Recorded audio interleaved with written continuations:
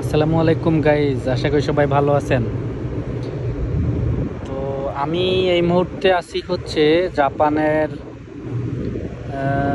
আমদানি রপ্তানির একটা রাজধানী স্বরূপ একটা জায়গা, যেখানে হচ্ছে যে যেখান থেকে হচ্ছে জাপান থেকে সারা পৃথিবীতে অটোমোবাইল শিল্প, জাপানের গাড়ি বিভিন্ন হচ্ছে ব্র্যান্ডের, যেমন বিখ্যাত ব্র্যান্ড টয়োটা আছে, হোন্ডা, নিসান, সুজুকি, সুবারু, ইটিসি অনেক কোম্পানি আছে, যেখান থেকে হচ্ছে যে যেই সব কোম্পানির গাড়িগুলো সারা বিশ্বব্যাপী বিখ্যাত আপনারা সবাই জানেন।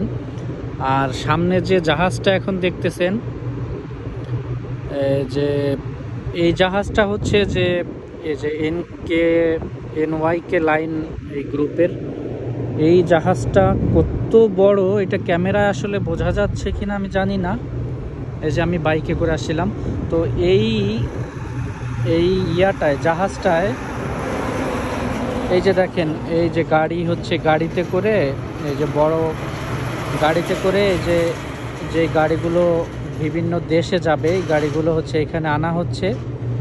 এনে এই সাইডে প্রথমে হচ্ছে যে সম্পূর্ণভাবে হচ্ছে মানে করবে, মার্কিং করবে।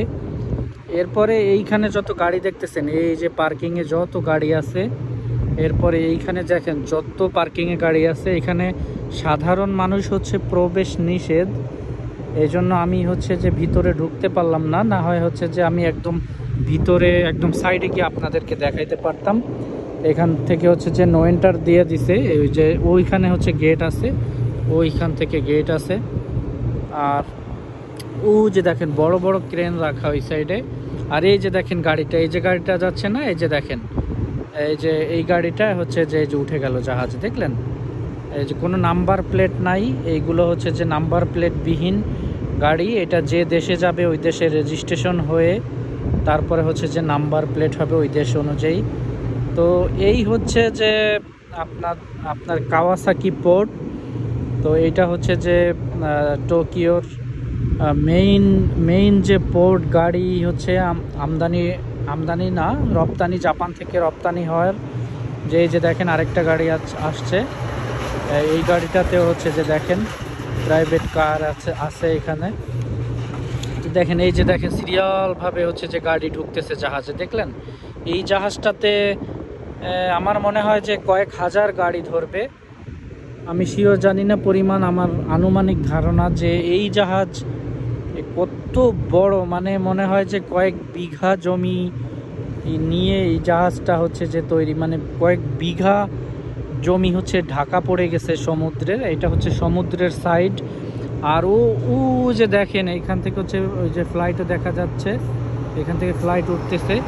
তো এই ফ্লাইটটা হচ্ছে এইখানে হচ্ছে জায়গাটা হচ্ছে নিয়ার ইন্টারন্যাশনাল হানেদা এয়ারপোর্ট। এইখান থেকে হচ্ছে যে হানেদা এয়ারপোর্ট খুবই কাছে। তো আমি এইখানে আসছিলাম একটা কাজে, এইখানে একটা কাজে আসার পরে তো আমি এই জায়গাটা হচ্ছে যে দেখলাম, এত ভালো লাগলো যে এই জায়গা থেকে আমি জানি না যে আমাদের বাংলাদেশে কোনো গাড়ি এইখান থেকে যাবে কি না।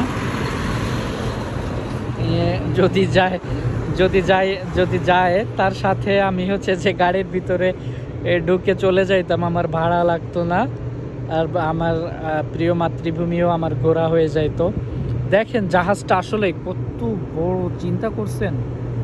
মানে হাজার হাজার গাড়ি হচ্ছে যে পেটের মধ্যে ঢুকে যাচ্ছে, হাজার হাজার গাড়ি এর পেটের মধ্যে ঢুকে যাচ্ছে, কিন্তু বোঝা যাচ্ছে না যে জাহাজ আসলে লোড হলে কত হাজার গাড়ি ওর পেটে আদৌ ঢুকবে।